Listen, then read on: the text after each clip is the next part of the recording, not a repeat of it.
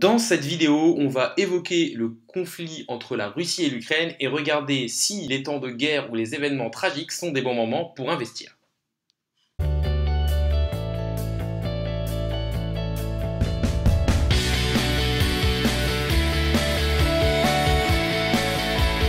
Salut à tous, c'est Inspecteur Crypto, bienvenue dans la vidéo du jour. On va parler du conflit actuel entre la Russie et l'Ukraine et savoir si les guerres ou les événements un peu tragiques comme cela sont des bons moments pour investir. Donc, ce qu'il faut vous dire, c'est que là, on garde le point de vue d'un investisseur et que forcément, une guerre, c'est quelque chose de tragique. N'hésitez pas à liker la vidéo, à commenter en me disant un peu quel est votre avis sur le conflit actuel et sur l'investissement dans ce genre de situation. N'hésitez pas non plus à vous abonner, ça récompense le travail que je fais au jour le jour et ça permet de faire grandir la communauté.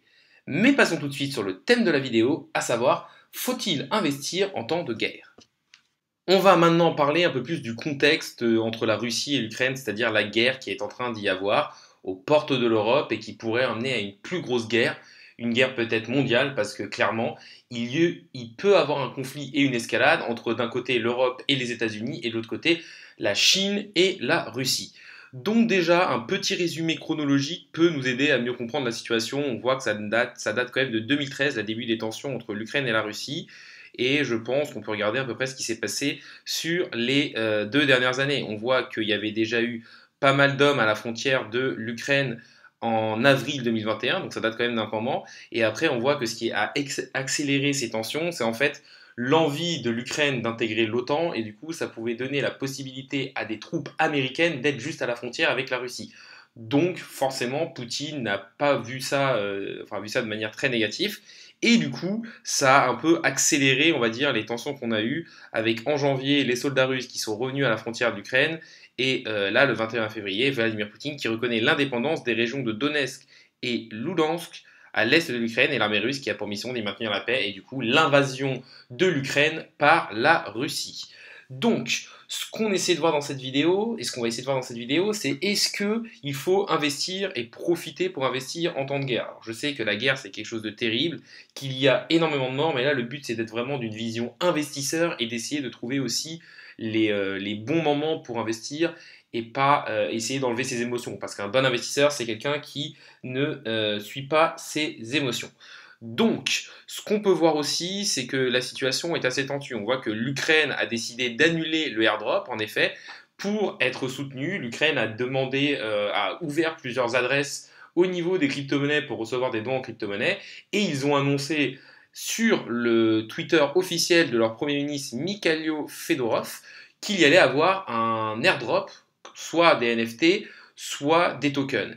Et au final, quelques jours plus tard, après avoir reçu pas mal de crypto-monnaies, je crois 50 millions à peu près qui ont été levés, le Premier ministre a confirmé qu'il n'y aurait pas d'airdrop. Et ça, c'est vrai que ça a mis quelques tensions et que c'est pas forcément quelque chose qui a été très bien fait. Après, j'ai envie de dire, les personnes qui ont donné juste pour l'airdrop, je trouve ça un petit peu abusé aussi. D'accord, il faut avoir la vision d'investisseur, mais là on était quand même dans quelque chose. Le but de faire des dons, c'était pas pour avoir des retours sur investissement, c'était vraiment pour aider les Ukrainiens. Après, qu'ils reviennent sur ce airdrop, ça peut en irriter plus d'un, mais je trouve que c'est pas non plus quelque chose d'hyper grave. Une autre chose qu'on peut regarder aussi, c'est la baisse du cours du rouble. On voit que le rouble a énormément baissé, une baisse de 40% si on compare au dollar. Clairement, l'annonce a fait très mal, hein, une baisse de 40%. Moi, je trouve que c'est terrible pour les personnes là-bas parce ils ont une perte de leur pouvoir d'achat qui est énorme.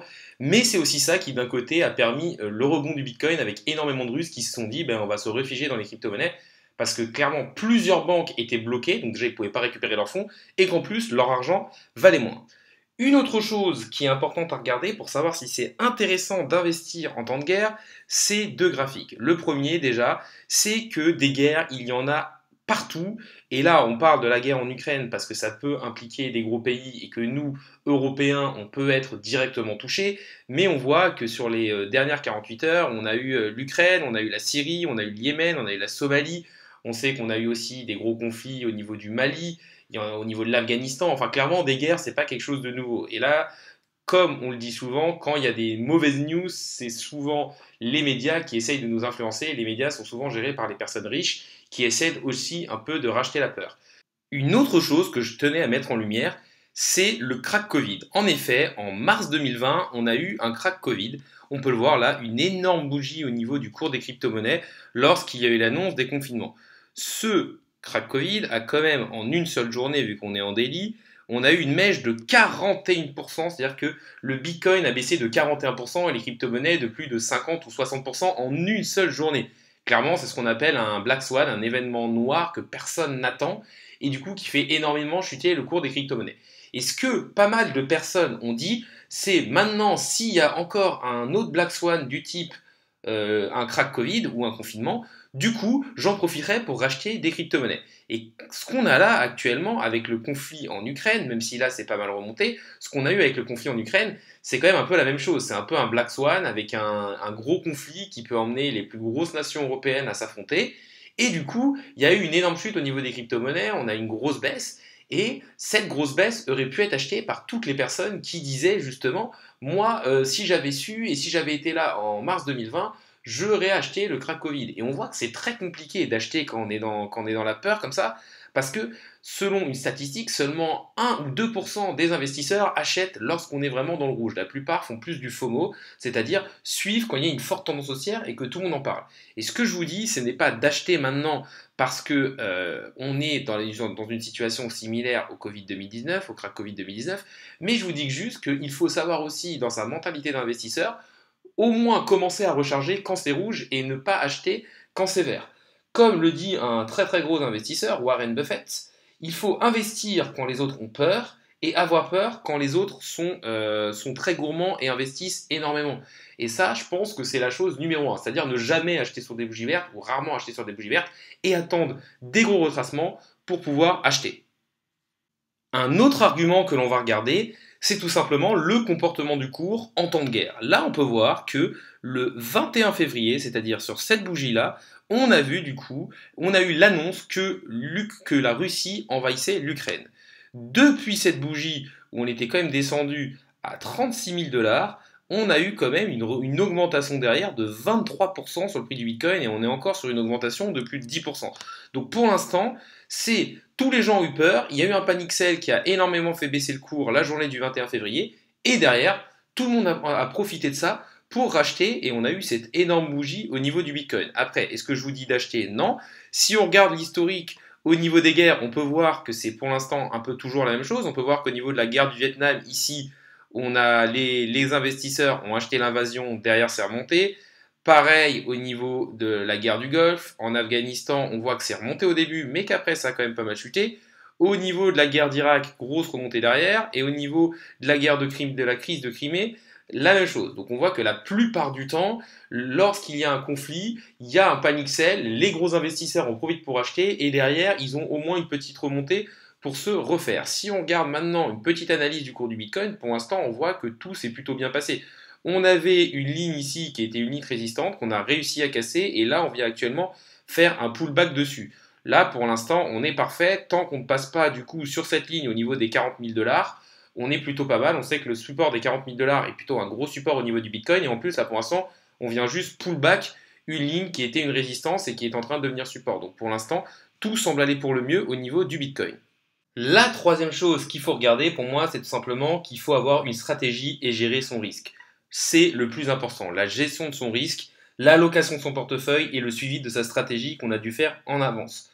Dans la stratégie, vous devez avoir bien sûr de la prise de profit, je ne vous le répéterai jamais assez, et ensuite, utiliser le DCA lorsqu'il y a des grosses chutes. Là, par exemple, quand on a vu le Bitcoin descendre au niveau des 37 000, 36 000 dollars lorsque la guerre a été annoncée, souvent on sait que la peur sur les marchés, quand tout le monde a peur, c'est un bon moment pour acheter. Après, on sait que le conflit peut s'envenimer, donc ce qui peut être intelligent pour un investisseur qui avait déjà pris pas mal de profits et qui avait des stablecoins de côté, c'était peut-être de re-rentrer en DCA, peut-être un 10-15%, et après profiter de la remontée pour reprendre des profits, et peut-être s'il y a une plus grosse chute, continuer à rentrer en DCA. L'objectif de ça, c'est de vous dire que c'est pas parce que vous n'avez pas acheté ou vous avez eu peur que vous êtes un mauvais investisseur. Il faut tout simplement suivre sa stratégie. Si c'est trop dur mentalement pour vous, bah, il faut rester là-dessus. Et surtout, là, il faut quand même se dire qu'on a le risque que le conflit augmente. plus un risque de régulation. En effet, les Russes ont profité et achètent pas mal de crypto-monnaies pour essayer de sortir d'un peu des sanctions que sont en train de mettre l'Europe et les États-Unis au niveau de la Russie.